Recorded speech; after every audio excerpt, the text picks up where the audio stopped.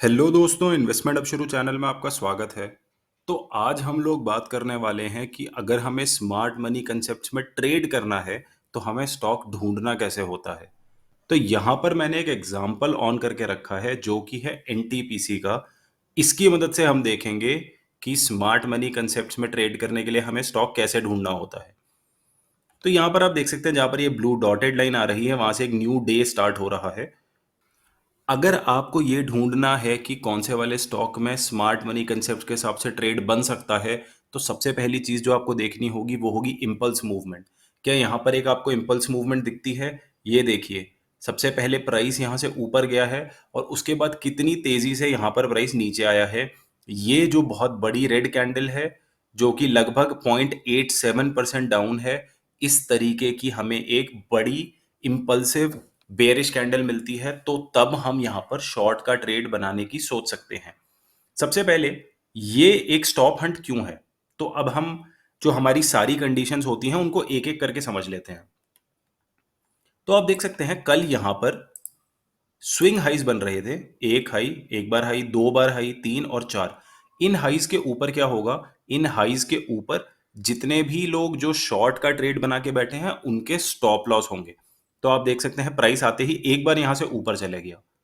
Price यहां पर एक बार आते ही ऊपर चले गया। यहां पर प्राइस ऊपर सिर्फ इसलिए गया है ताकि लोगों के स्टॉप हंट कर सके। तो ये हो गया हमारा स्टॉप हंट। जब प्राइस यहां पर स्टॉप हंट कर लेता है, उसके बाद आप देख रहे हैं कितनी तेजी से मार्केट नीचे आई है। और नीचे का स्विंग लो क्या था? स्विंग लो था ये वाला। इसको भी हम बना लेते हैं। तो ये था मार्केट का स्विंग लो। जब मार्केट ने इस स्विंग लो को काट दिया, तब हमारी कंडीशन एक्टिव हो जाती है। और ये है हमारा बिग इंपल्सिव मूव। ये है हमारा बेरिश इंपल्सिव मूव। यानी कि प्राइस एक बार पहले ऊपर गया, स्टॉप हंट की।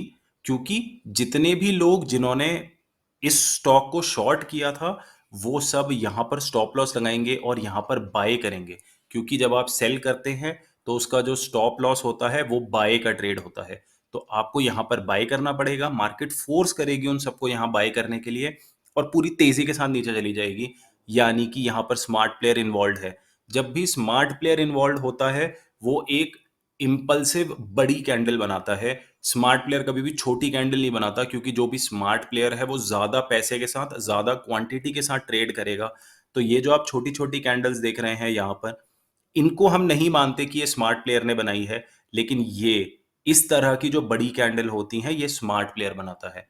तो जब हमारी तीनों कंडीशन सेटिस्फाई हो गई, स्टॉप हंट हो चुकी है, ये बेरिश इंपल्सिव कैंडल बन चुकी है, और साथ में यहां पर मार्केट स्ट्रक्चर भी ब्रेक हो चुका है, उसके बाद हमें चाहिए उसके बाद हमें चाहिए कि यहां पर एक रिट्रेसमेंट होनी चाहिए। जब यहां पर रिट्रेसमेंट होगी, उस रिट्रेसमेंट पर हम शॉर्ट करने की कोशिश करेंगे। हम रिट्रेसमेंट पर शॉर्ट करने की कोशिश करेंगे, हम ठीक यहां पर शॉर्ट नहीं करेंगे। तो अगर आपको भी स्मार्ट मनी कंसेप्ट को यूज करके ट्रेड करना है, आपको स्टॉक इसी तरीके से ढूंढना है। आपको एक तेज बेरिश या बुलिश इंपल्सिव मूव चाहिए, और वो वाला इंपल्सिव मूव स्टॉप हंट के बाद आना चाहिए, और उस इंपल्सिव मूव से मार्केट स्ट्रक्चर ब्रेक होना चाहिए। तो चलिए एक आध एग्जांपल और देख लेते हैं। जैसे यहाँ पर नेस्ले का केस है। तो यहाँ पर ये इंपल्सिव मूव तो है, लेकिन ना इस इंपल्सिव मूव से पहले स्टॉप हंट हुई है, और ना इस इंपल्सिव मूव ने किसी मार्केट स्ट्रक्चर को ब्रेक किया है। आप कह सकते हैं ये वाला मार्केट स्ट्रक्चर ब्रेक हुआ है, लेकिन स्टॉक ऑलरेडी स्टैग्नेंट था, स्टॉक ऑलरेडी कंसोलिडेशन में था, स्टॉक एक डाउन ट्रेंड में नहीं था जिसको प्राइस ने तोड़ा हो। तो इसीलिए हम इस वाले ट्रेड को कंसिडर नहीं करेंगे, यहां पर ट्रेड बना ही नहीं है। ओएनजीसी का एग्जांपल देख लेते हैं। ओएनजीसी में ये मूव आया है, लेकिन ये बहुत ही ज्यादा स्लो मूव है। इस प्राइस को कट करने में इस प्राइस को कट करने में मार्केट ने बहुत ज्यादा कैंडल्स ली हैं। आप देख सकते हैं, हर एक कैंडल 5 मिनट की कैंडल है, और मार्केट ने बहुत ज्यादा कैंडल्स ली है इस मार्केट स्ट्रक्चर को कट करने के लिए। तो ये एक इम्पल्सिव मूव नहीं है, ये बेरिश मूव है, लेकिन ये इम्पल्सिव मूव नहीं है। ऐसे में हम ट्रेड नहीं लेंगे। अब हम आ गए हैं पावर ग्रिड पर। तो पावर ग्रिड में आप देख सकते हैं, देखिए प्राइस ऊपर गया, नीचे आया, यहां पर एक बेरिश मूव बन रहा है, लेकिन मार्केट स्ट्रक्चर ब्रेक नहीं हुआ है। मार्केट स्ट्रक्चर ये था, इस स्विंग लो को मार्केट ने ब्रेक नहीं किया, प्राइस यहां ऊपर गया, प्राइस ने स्टॉप हंट किया, लेकिन ये स्टॉप हंट नहीं था। स्टॉप हंट क्यों नहीं था? क्योंकि उसके बाद मार्केट ने मार्केट स्ट्रक्चर को ब्रेक ही नहीं किया। तो हम बेरिश मोड में आएंगे ही नहीं। हम बेरिश मोड में तब आएंगे जब एक बेरिश मूव मार्केट स्ट्रक्चर को तोड़ेगा। यहां पर मार्केट स्ट्रक्चर को नहीं तोड़ा गया है, इसीलिए हम बेरिश वाली डायरेक्शन में ट्रेड बनाने का सोचेंगे ही नहीं। अगला हम आ जाते हैं रिलायंस में। रिलायंस में आप देख सकते हैं कि हाँ, पहले स्टॉप हंट हुई है यहाँ ऊपर, और उसके बाद एक तेज इंपल्सिव मूव आया है। जो इंपल्सिव मूव ये वाला है, आप देख सकते हैं कि 4-5 कैंडल्स में प्राइस को तेजी से तोड़ा गया है, और यहाँ पर एक मेजर कंसोलिडेशन थी, यहाँ पर स्विंग लोज थे, इनको भी तोड़ा गया है। अगर आप इस ट्रेड की रिट्रेसमेंट में लेते तो आप थोड़ा बहुत लॉस में निकलते, आपका स्टॉप लॉस शायद हिट नहीं होता, लेकिन ऐसा ही होता है। किसी भी स्ट्रैटेजी को आप यूज करते हैं तो सारे के सारे ट्रेड्स काम नहीं करते हैं। इस तरीके से अगर हम कोई और देखें, मान लीजिए चलिए अदानी पोर्ट देख लेते हैं। तो यहां देखिए अदानी पोर्ट में एकदम एक बिल्कुल परफेक्ट वाला स्मार्ट मनी कंसेप्ट का सेटअप बना है। क्यों? ये है पहली कैंडल, देखिए प्राइस ऊपर गया और उसके बाद पूरी तेजी के साथ में नीचे आ गया है। इस वाले स्विंग हाई को काटने के लिए प्राइस ऊपर गया है, यानी ये हुई हमारी स्टॉप हंट। इस वाले स्विंग हाई को मार्केट ने एक बार कट किया पूरी, और उसके बाद पूरी तेजी के साथ प्राइस नीचे आ गया है, और प्राइस ने ये वाला स्विंग लो काट दिया है। प्राइस ने ये वाला स्विंग लो काट दिया है। जब प्राइस ने ये वाला स्विंग लो काट दिया है, उसके बाद हम बेरिश हो जाएंगे। बेरिश होने के बाद हम क्या करेंगे? अब हमें पता है कि यहां से प्राइस नीचे जा सकता है, लेकिन हम ठीक यहां पर सेल नहीं करेंगे। मान लीजिए आप यहां पर सेल कर देते हैं, तो आपका बहुत बड़ा स्टॉप लॉस हो जाएगा। और अगर आप टारगेट लेंगे, देखिए ये 1:1 का टारगेट है, जो कि एक बहुत ही खराब रिवॉर्ड टू रिस्क रेशियो है।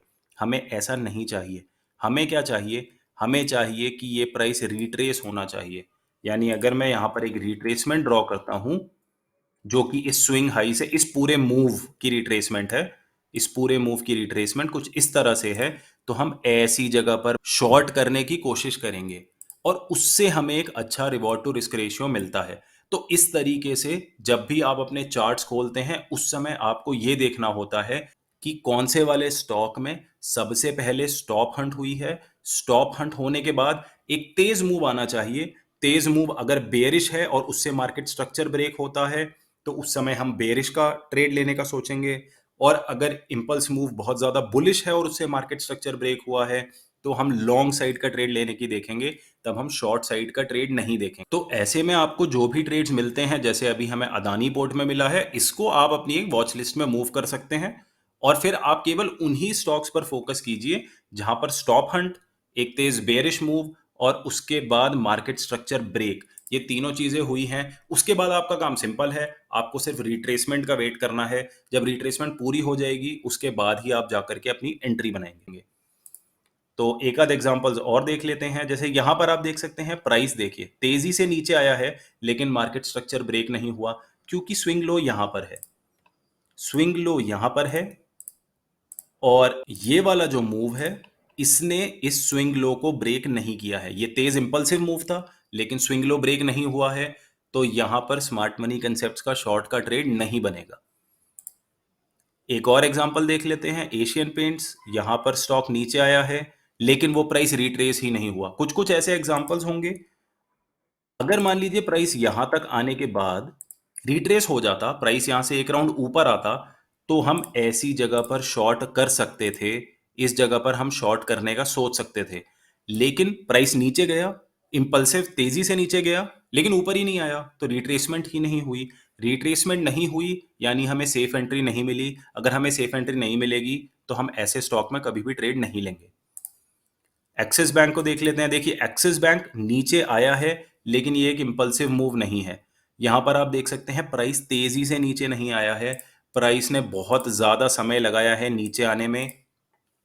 ऐसे वाले केस को हम अपने इंपल्सिव बेरिश मूव में कंसीडर नहीं करेंगे।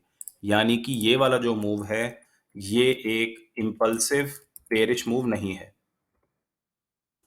इंपल्सिव बेरिश मूव नहीं है।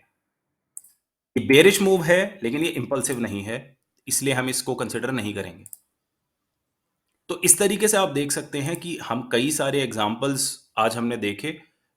इसमें भी मुझे कोई ट्रेड नज़र नहीं आ रहा है। इसमें भी मुझे कोई ख़ास ट्रेड नज़र नहीं आ रहा है।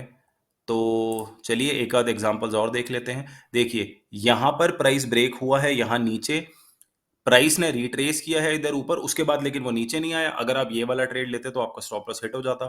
ठीक है, कोई बात नहीं, ऐसे तो होता रहता है कुछ-कुछ ट्रेड्स में। यहाँ पर देखिए एक इम्पल्सिव मूव है, ना तो स्टॉप हंट हुआ है, ना कोई मार्केट स्ट्रक्चर ब्रेक हुआ है। तो ऐसे वाले केस में हम और ना ही रिट्रेसमेंट हुई है। तो ऐसे वाले केस में हम कोई भी ट्रेड नहीं लेंगे। अगर आप इतनी हाई जाकर के एक लॉन्ग का ट्रेड बनाते हैं तो वो हमेशा रिस्की होता है। ये एक सही ट्रेड नहीं होगा।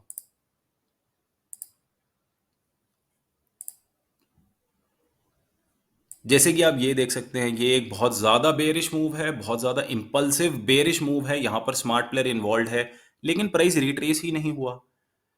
मार्केट स्ट्रक्चर ब्रेक नहीं हुआ, वो भी बात सही है, लेकिन प्राइस को रिट्रेस तो होना पड़ेगा ना।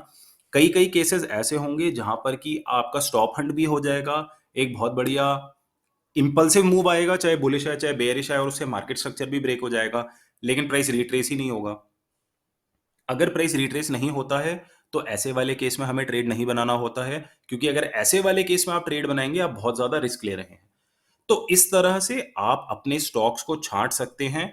आप अगर आप निफ्टी 50 में ट्रेड करते हैं, मैं जनरली निफ्टी 50 के सारे स्टॉक्स में चेक करता हूं, कहीं पे मेरा सेटअप बन रहा है या नहीं बन रहा है। तो आप क्या कर सकते हैं, आप 50 स्टॉक की लिस्ट लेकर के उसमें धीरे धीरे फिल्टर आउट करेंगे, तो आपको 3 या 4 स्टॉक्स मिल जाएंगे जिसमें स्मार्ट मनी कंसेप्ट का कोई ना कोई ट्रेड बन रहा होगा, और जिसमें आपको परफेक्ट एंट्री मिलती है आप उस वाले स्टॉक को लीजिए, बाकी सबको छोड़ दीजिए। क्योंकि जिसमें आपको परफेक्ट एंट्री मिलेगी उसी में आपकी प्रोबेबिलिटी सबसे अच्छी होगी कि आप उसमें पैसे कमा सकते हैं। तो चलिए, आज की वीडियो में हमने ये देखा कि हम किस तरह से स्मार्ट मनी कंसेप्ट को यूज करके ट्रेड को ढूंढ सकते हैं, कैसे कैसे हमें फिल्टर आउट करना होता है स्टॉक्स को, और किस तरह से हम डिसाइड कर सकते हैं कि हमें कौन से स्टॉक में ट्रेड लेना है। तो चलिए, आज की वीडियो में सिर्फ इतना ही। अगर आपको वीडियो पसंद आई हो तो प्लीज़ लाइक कीजिए, अपने दोस्तों के साथ शेयर कीजिए और सब्सक्राइब कीजिए। Thank you everyone, thanks for watching, फिर मिलेंगे।